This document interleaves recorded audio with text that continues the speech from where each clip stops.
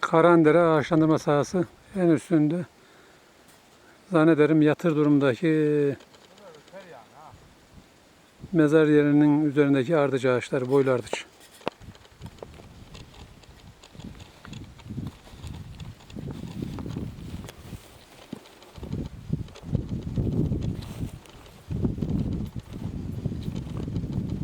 Tuz Gölü'ne bakan yamaçlar. Sağda ağırlıklı sedir dikmişler.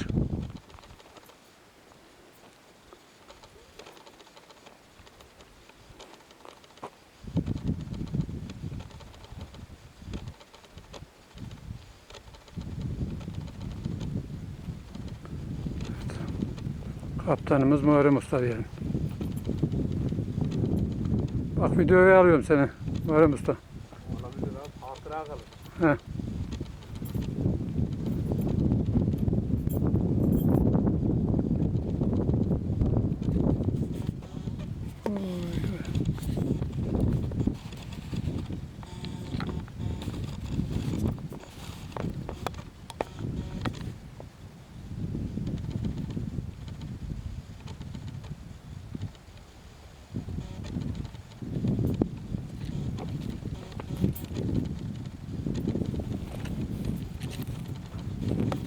Tam karşıda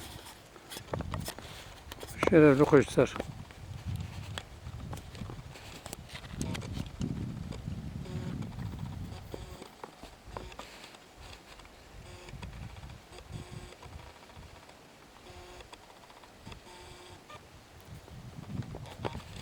Haber gelmişten bir de çekmek var.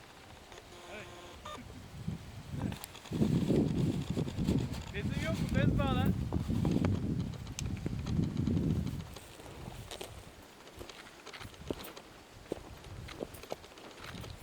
Hemen örneklerimizi alalım. Bak burada şey gördün mü, yabani muşmulayı?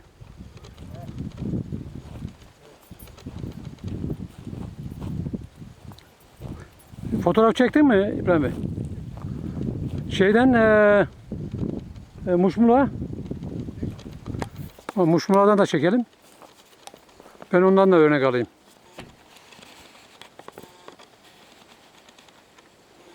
Tüylü meşe grupları. Tuz Gölü'ne bakan yamaçlar.